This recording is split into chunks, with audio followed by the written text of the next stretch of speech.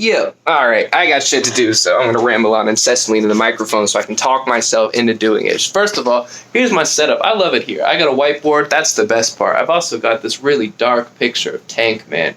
Man, much respect, dude. That's bravery right there. Fucking intense. Next level bravery, standing up in front of fucking China. Amazing. Yeah, keyboard, all this business. I sit in a rocking chair because it means I get to recline. Oh, this is my favorite part. This is me procrastinating now. Make no mistake about it. I get to recline underneath my desk. Oh, it's the best. And this is where I play Rocket League. I'm going to talk about Rocket League later, but not during this video. Right now, I'm going to talk about natural language processing. Natural language processing is a little subdivision of artificial intelligence, and it's my favorite field. This is where I study. This is where I do things. The reason why I love natural language processing above other fields of AI is because human language is naturally really information dense. I mean, it's incredible the amount of information we can transmit from one person to the next. And the way it works, basically, I've been able to do very cool things with NLP that other people haven't been able to do with, say, more diagnostic data. Let me explain. Let me give you an example. So this summer I was working on a project with Emory University's biomedical informatics department. So BMI, biomedical informatics, that's just the field that studies data when it comes to the biomedical range, like hospital data, things along those lines. So I was given a collection of COVID-19 patients because we're in the middle of a pandemic right now. Hopefully by the time you're watching this, that won't be the case, but we are in the middle of a pandemic right now. And the idea was to be able to predict if any one COVID patient would have to go to the ICU. Other people were able to do it with diagnostic data. I don't know if diagnostic is the right word, but by that I mean the data you would collect with sensors. So heart rate, blood sugar levels, all these other medical things that I don't understand because I'm not a medical person, but that doctors and nurses would record, right?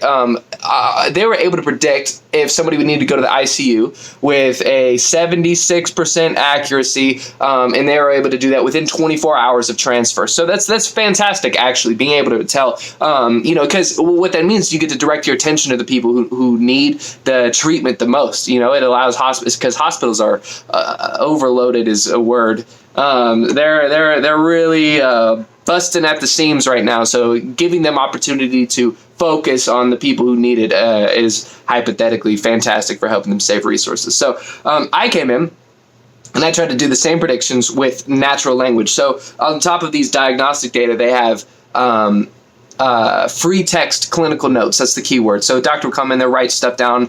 Patient wasn't feeling well. Patient was, feeling super sick, like hard times breathing, things that you wouldn't pick up on a sensor. So you just capture it all in a collection of notes. So that's like the chart, the medical chart that you hear in movies and things like that. I was able to do that. I was able to process those medical charts, those free text medical notes, and able to predict the same outcome, ICU transfer, 3 days in advance with an 86% accuracy. So that just goes to show that natural language contains a ridiculous amount of information. And I say information, why does that show that it contains so much information? Well, the way an AI works, I was using a neural network, right? And I think of neural networks as a sequence of paths for information to flow through a network. So an example, so take a roadway or a collection of roads as an example. You can simplify that down. Maybe I can actually chart this out real quick. I'm not going to make this super in depth, but you can simplify that down. You got a map. Oh, sorry, that's my hand. This is now a table. Hi, that's me. Let me flip this camera around. Can I even do that? Is that possible? No, I cannot. All right, so you got this freaking, this is a roadway. This is Google Maps roads or something like that. Here, you got a couple roads that are like intersecting like this. You see that? Is that fun? I can't see what you're seeing, so I'm just going to pretend that you can. Well, this is all a bunch of squiggly mess. You can simplify that down to be, let's leave that up there, actually. You can simplify that down to some pretty key points. You've got these intersection points where the roads actually intersect, all right? And you can simplify this whole thing down into a network, right? So you don't need to worry about the actual lengths or the squiggliness of the roads, right? All you really care about are these points where they connect. And cars will go from one of these intersections to the next one, and they'll flow through the network. You've got the grocery store over here. You've got the, home is over here. You've got work here. So one person represents, like a car might represent the actual information that's being flowed through the network. And one person might travel from work to the grocery store. back home. All right, and that's just kind of like a super simple model of how I imagine neural networks work. And neural networks are way more complex, obviously, not just in their style, not just in the math, but in their construction. They've got not 3 nodes; they've got something to the tune of I don't know, the one I used. How many did I have?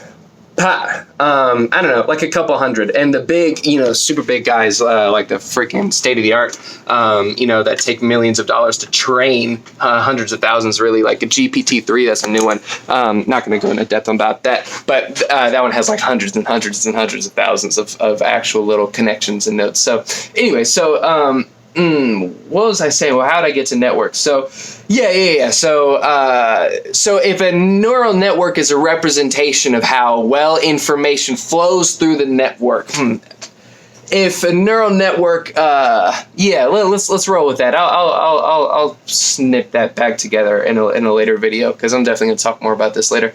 But yeah, one way of thinking about a neural network is a flow of information through a network. So if a collection of diagnostic data from like patient records flows to the network and gives you an output of either ICU or not ICU, that's called a classification, right? You classify the data, not really the person, but you're classifying the data as, yes, this person is likely to go to the ICU, or no, this person is not likely to go to the ICU.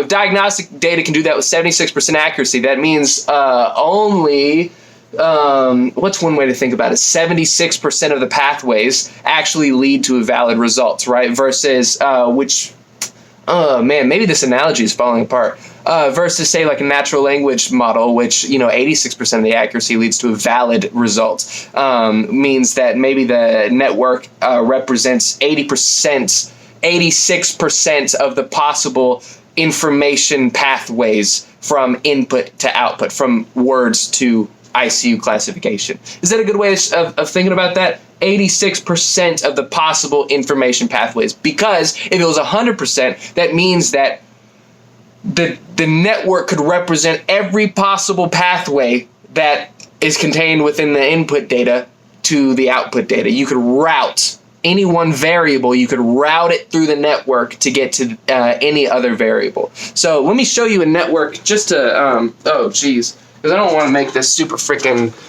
ridiculous, but hold on, I gotta get my pencil out again. Bam! I like purple, it's a good color. Don't at me. All right, so this is what a neural network typically looks like. So I'm gonna use a couple of nodes, but really there's generally like a bazillion and a half. All right, so anyone, can you see that? Is that fine? Oh geez, I really hope you can. All right, so any one of these is fully connected. So this represents a neuron. So this is a neural network. Any one of these circles is like a neuron, right?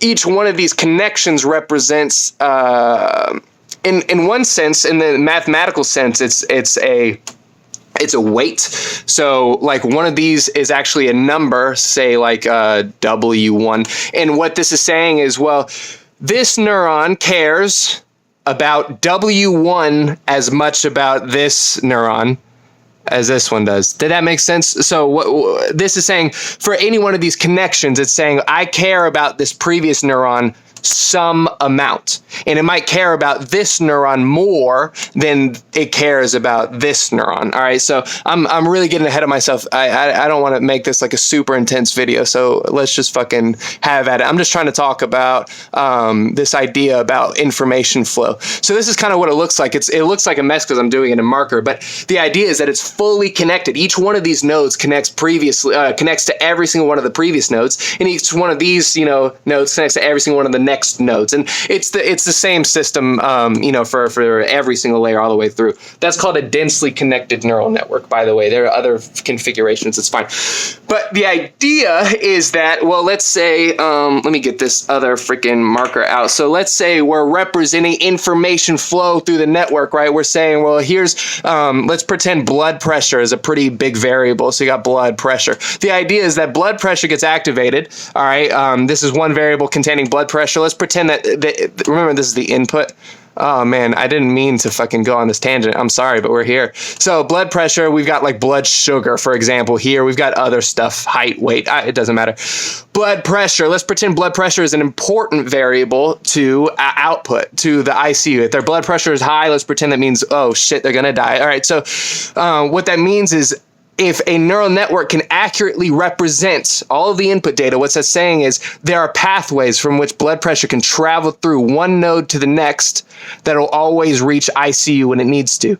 Or let's say blood pressure, what matters about blood pressure is that it's under, the value of like 160. I don't know how to measure blood pressure. So blood pressure is high. That means that the patient's going to die. All right. And blood pressure is low. That means the patient doesn't have anything to worry about. So the idea is, let's pretend this is a low blood pressure. Let's use purple, for example. So if the blood pressure is below the certain point, then that means that there's a pathway.